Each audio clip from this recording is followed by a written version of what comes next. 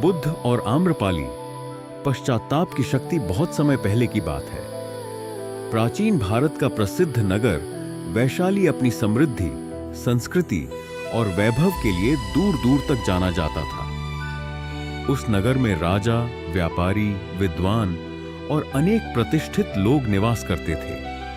एक दिन भगवान बुद्ध अपने भिक्षु संघ के साथ भ्रमण करते हुए वैशाली के निकट एक सुंदर वन विहार में पहुंचे।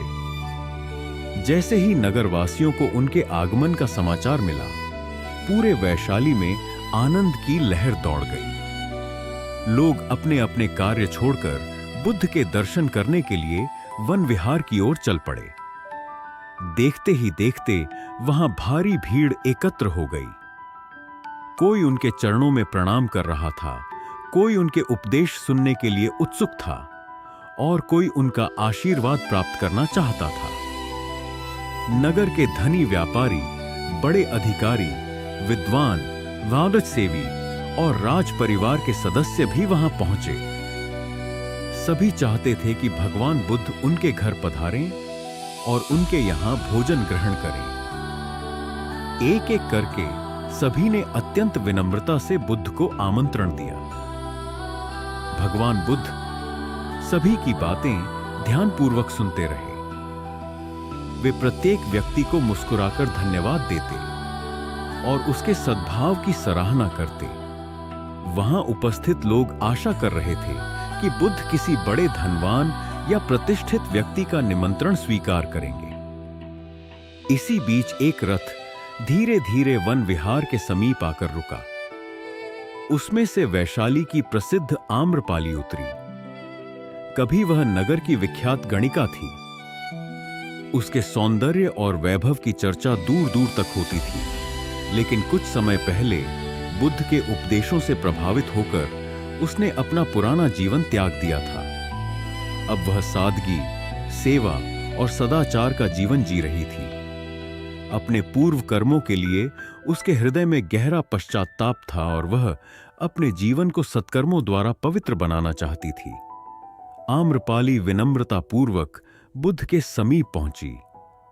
उसने श्रद्धा से उनके चरणों में प्रणाम किया और हाथ जोड़कर बोली, भगवन, यदि आप कृपा करें तो कल मेरे घर भिक्षु संघ सहित भोजन ग्रहण करें। यह मेरे लिए परम सौभाग्य होगा। बुद्ध ने उसकी ओर देखा। उनके मुख पर करुणा और स्नेह की मधुर मुस्कान थी। उन्होंने तुरंत कहा, आम्रपाली, तुम्हारा निमंत्रण हम स्वीकार करते हैं। कल हम तुम्हारे घर आएंगे। यह सुनकर वहां उपस्थित अनेक लोग आश्चर्यचकित रह गए। कुछ लोग आपस में कानाफूसी करने लगे। उन्हें समझ नहीं आ रहा था कि इतने बड़े बड़े प्रतिष्ठित लोगों का निमंत्रण छोड़कर बुद्ध ने आम्रपाली का निमंत्रण क्यों स्वीकार किया। अगले दिन जब यह समाचार पूरे नगर में फैला, तब कई लोगों को यह बात अच्छी नहीं लगी। कुछ लोगों के मन में अभी भी आम्रपाली के पुराने जीवन की छवि बनी हुई थी। वे उसके परिवर्तन को स्वीकार नहीं कर पा रहे थे। बुद्ध के शिष्यों में से एक शिष्य भी मन ही मन विचलित था। उसे लगा कि एक पूर्व गणिका के घर जाना उचित नहीं है। जब सभी लोग चले गए, तब उसने साहस करके बुद्ध से पूछा, भगवान, क्षमा करें, लेकिन मैं एक बात समझ नहीं पा रहा हूं। इतने सम्मानित लोगों ने आपको अपने घर आमंत्रित किया था, फिर आपने आम्रपाली का ही निमंत्रण क्यों स्वीकार किया? बुद्ध ने शांत स्वर में उत्तर दिया, भिक्षु, तुम आम्रपाली के वर्तमान को नहीं, उसके अतीत को देख रहे हो। यह सत्य है कि वह पहले गणिका थी, परंतु यह भी सत्य है कि उसने अपने जीवन की भूलों को पहचान लिया है। पश्चाताप की अग्नि में तपकर उसका हृदय निर्मल हो चुका है। शिष्य ध्यानपूर्वक सुन रहा था। बुद्ध आगे बोले, जो व्यक्ति अपनी भूलों को स्वीकार करता है, उनसे सीखता है और स्वयं को बदलने का साहस करता है, वह महान है।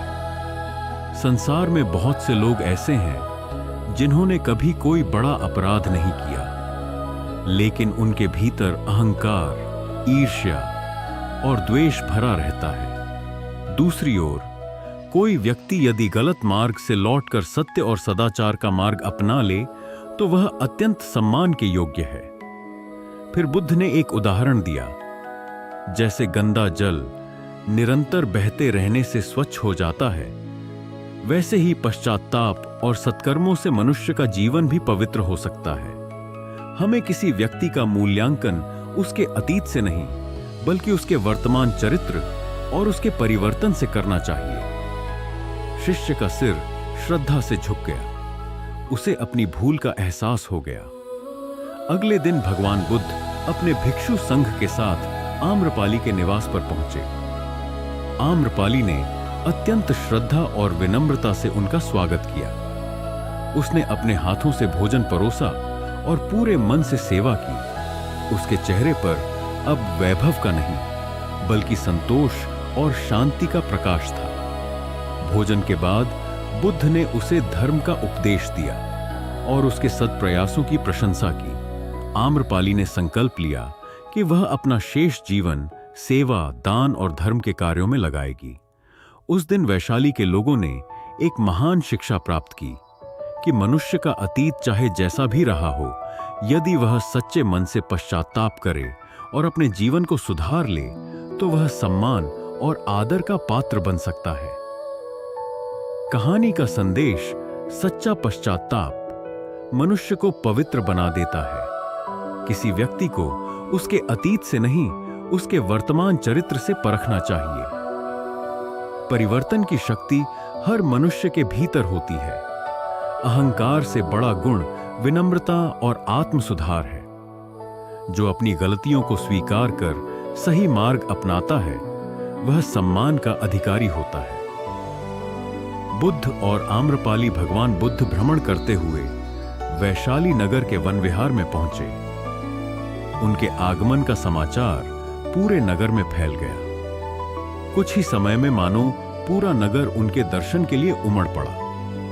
बड़े व्यापारी, शिक्षावीर, समाज सेवी, अधिकारी और राज परिवार से जुड़े कई वरिष्ठ भी वहां पहुंचे।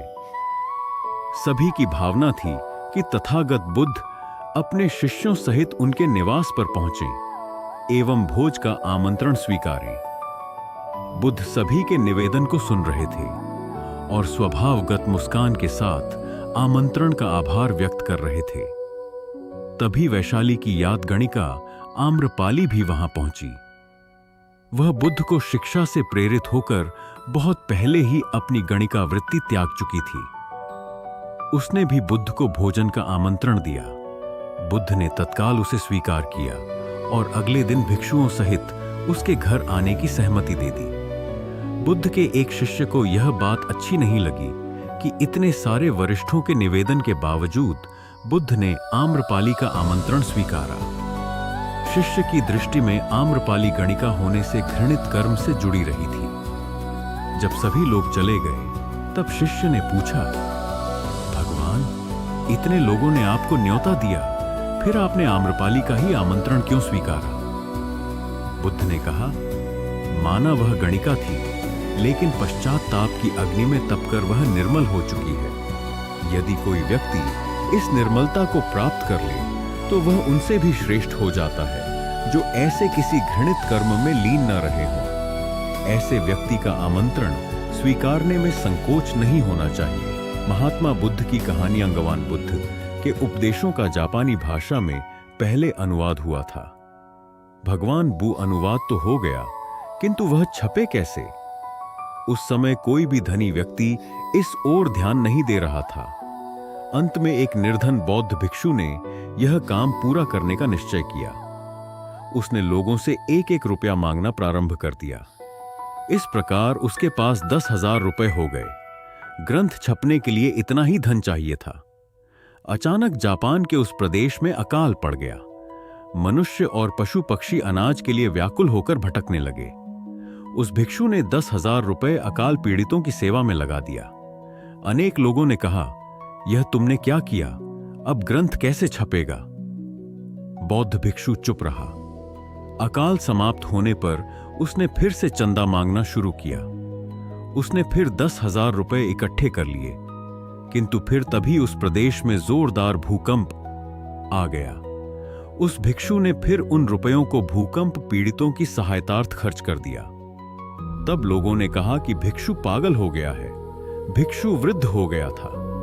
उसने फिर चंदा मांगने का कार्य शुरू किया। इस बार फिर उसने 10,000 रुपए एकत्र कर लिए। सौभाग्यवश इस बार कोई विपत्ति नहीं आई। उसने ग्रंथ छपवाया। ग्रंथ के मुखपृष्ठ पर छपा था तृतीय संस्करण। उसने नीचे छापा था कि इस ग्रंथ के पहले संस्करण बहुत अच्छे थे, साधना, आत्मशुद्धि और लोक मंगल की भावना से ओतप्रोत है। वे केवल एक लेखक या वक्ता नहीं, बल्कि भारतीय संस्कृति और सनातन ज्ञान परंपरा के जीवंत संवाहक हैं। डॉक्टर शर्मा का जीवन अत्यंत सादगीपूर्ण, शांत और ईश्वरमय है। उन्होंने सांसारिक आकर्षणों से स्वयं को बहुत ऊपर उठा लिया है। भौतिक सुख सुविधाओं की लालसा अब उनके जीवन में शेष नहीं रही। सीमित आवश्यकताओं और आत्मसंतोष से युक्त उनका व्यक्तित्व यह संदेश देता है कि सच्चा आनंद बाहरी वस्तुओं में नहीं, बल्कि आत्मा की शांति और ईश्वर की अनुभूति में निहित है। वे सदैव ईश्वरीय प्रेरणा के अनुसार मानव समाज में ज्ञान का प्रकाश फैलाने में लगे रहते हैं और इसी कार्य में उन्हें परम आनंद की अनुभूति होती है। डॉक्टर भरतलाल शर्मा ने भारत के अनेक राज्यों, नगरों और ग्रामों में जाकर अपने प्रवचनों द्वारा हजारों लाखों लोगों को प्रेरित किया है।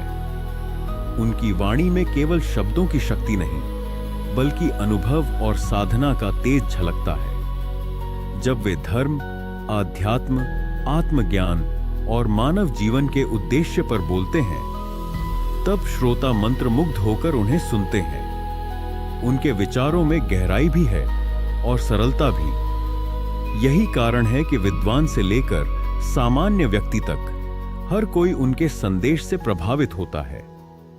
उनकी ख्याति केवल भारत तक सीमित नहीं रही। उन्होंने लंदन, हांगकांग, कुआलालंपुर, सिंगापुर तथा अन्य अनेक विदेशी महानगरों की यात्राएं की। वहां भी भारतीय अध्यात्म के प्रति जिज्ञासा रखने वाले लोगों ने उनके उपदेशों को अत्यंत श्रद्धा और प्रेम से सुना। डॉक्टर शर्मा ने विदेशों में भारतीय संस्कृति, वेदों, उपनिषदों और बुद्ध के ज्ञान का ऐसा प्रकाश फैलाया जिसने अनेक लोगों के जीवन को नई दिशा प्रदान की। आज भी देश विदेश के अनेक संस्थानों और आध्यात्मिक मंचों से उन्हें व्याख्यान एवं प्रवचन हेतु आमंत्रण प्राप्त होते रहते हैं। डॉक्टर शर्मा की लेखनी भी उतनी ही प्रभावशाली है जितनी उनकी वाणी। उनकी अनेक पुस्तकें प्रकाशित हो चुकी हैं, जिनमें अध्यात्म, जीवन दर्शन, नैतिकता, मानवता और आत्मोन्नति का गहन संदेश मिलता है। उनकी रचनाएं केवल पढ़ने के लिए नहीं, बल्कि जीवन को बदलने के लिए प्रेरित करती हैं। प्रत्येक पुस्तक में समाज के कल्याण और मानव जीवन को श्रेष्ठ बनाने की भावना स्पष्ट दिखाई देती है। उनकी नवीनतम पुस्तक बुद्ध का ज्ञान विशेष रूप से उल्लेखनीय है। यह पुस्तक केवल भगवान बुद्ध के उपदेशों का संग्रह नहीं, बल्कि जीवन को प्रकाशमय बनाने वाली एक आध्यात्मिक यात्रा है। इसमें करुणा, प्रेम, धैर्य, अहिंसा और आत्म जागरण का अद्भुत संदेश निहित है। पुस्तक पाठकों को ईश्वरीय मार्ग पर चलने की प्रेरणा देती है और जीवन के अंधकार को दूर कर आत्म प्रकाश की ओर अग्रसर करती है। इसकी भाषा अत्यंत सरल, सुबोध और हृदय स्पर्शी है, जिससे हर आयु और वर्ग का व्यक्ति लाभान्वित हो सकता है। मेरा दृढ़ विश्वास है कि यह पुस्तक अपने पाठकों के लिए अत्यंत उपयोगी, प्रेरणादायक और ज्ञानवर्धक सिद्ध होगी। डॉक्टर भरतलाल शर्मा का जीवन, उनकी वाणी और उनका साहित्य समाज के लिए अमूल्य धरोहर हैं। उनके व्यक्तित्व में लोक मंगल, मानव सेवा और आध्यात्मिक उत्थान की दिव्य भावना समाहित है। वे आज के समय में उन संत स्वरूप व्यक्तियों में हैं जो बिना किसी स्वार्थ के मानवता को सत्य और प्रकाश की ओर ले जाने का प्रयास कर रहे हैं। ईश्वर से मेरी प्रार्थना है कि डॉक्टर शर्मा का यह ज्ञान यज्ञ निरंतर चलता रहे और वे अपने दिव्य विचारों से मानव समाज को सदैव आलोकित करते रहें। मेमना है, वह अन्य पशुओं के साथ कठिनाई से आगे बढ़ रहा है। बुद्ध ने प्रेम पूर्वक पूछा, इस भरी दोपहरी में इन भेड़ बकरियों को घेरकर तुम कहां ले जा रहे हो? चरवाहे ने उत्तर दिया, मुझे राजा की आज्ञा मिली है कि आज सायंकाल राजा यज्ञ करा रहे हैं। उसमें बलि के लिए 100 भेड़ बकरियों की आवश्यकता है, अतः इनको वहां पहुंचाने जा रहा हूं। बुद्ध ने कहा, चलो मैं भी तुम्हारे साथ चलता हूं। उन्होंने लंगड़े मेमने को कंधे पर बिठा लिया और दोनों साथ साथ चल पड़े। जब वे नगर में घुसे तो लोगों ने देखा कि बुद्ध अपने कंधे पर एक मेमने को रखकर चले आ रहे हैं। कुछ लोग उन्हें जानते थे और कुछ नहीं भी जानते थे, पर उनके बारे में सुन रखा था। लोग बोले, देखो यह वे तपस्वी जा रहे हैं जो सामने पहाड़ी पर रहते हैं, कैसे शांति के अवतार हैं। वे दोनों यज्ञ स्थल पर पहुंचे। राजसेवकों ने भेड़ बकरियों को गिना, पर जैसे ही वधस्थल पर नियुक्त व्यक्ति पशु की गर्दन काटने को उद्यत हुआ, बुद्ध ने कहा, राजन, वधकर्ता को खड्ग मत चलाने दो, पहले वह मेरी गर्दन पर खड्ग चलाए। हे राजन, महात्मा बुद्ध की कहानियां दिए। बुद्ध ने उसे हृदय से लगाते हुए कहा, जो दूसरों के लिए अपना सब कुछ दे देता है, उसकी बराबरी कोई नहीं कर सकता। दाता दाता चले गए, रह गए अब कंजूस।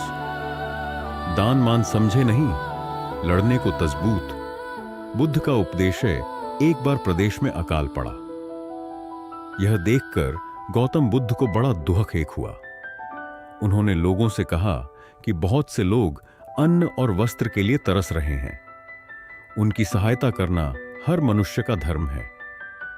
आप लोगों से जो कुछ बने वह दान करें। बुद्ध का उपदेश सुनकर सब लोग बिना दिए अपने अपने घर चले गए। एक गरीब व्यक्ति बैठा ही रहा। उसने सोचा कि मेरे पास तो ये वस्त्र हैं, अगर मैं इन्हें उतार कर दे दूंगा तो नंगा हो जाऊंगा। उसने फिर से सोचा कि मनुष्य बिना वस्त्र के पैदा होता है और बिना वस्त्र के ही चला जाता है। न जाने कितने साधु सन्यासी बिना वस्त्र के रहते हैं, फिर मैं बिना वस्त्र के क्यों नहीं रह सकता। उसने अपने वस्त्र उतारकर बुद्ध को दे दिए। भगवान बुद्ध ने उसे आशीर्वाद दिया। वह प्रसन्न होकर घर की ओर चल पड़ा। वह खुशी से चिल्लाकर कह रहा था, मैंने अपने आधे मन को जीत लिया है। तभी सामने से राजा की सवारी आ रही थी। उस गरीब की बात सुनकर राजा ने उसे अपने पास बुलाया और पूछा कि तुमने आधे मन को कैसे जीता है। उस गरीब ने कहा कि भगवान बुद्ध दुखियों के लिए दान मांग रहे थे। यह सुनकर मैंने अपने वस्त्र उतार दिए। पहले तो मेरे मन ने इनकार किया, फिर मैंने उसे समझाया कि मनुष्य बिना वस्त्र के पैदा होता है और मृत्यु होने पर साथ में कुछ भी नहीं जाता। राजा उसकी बात से बड़ा प्रसन्न हुआ। उसने मोतियों का और कीमती वस्त्र उसे दिए।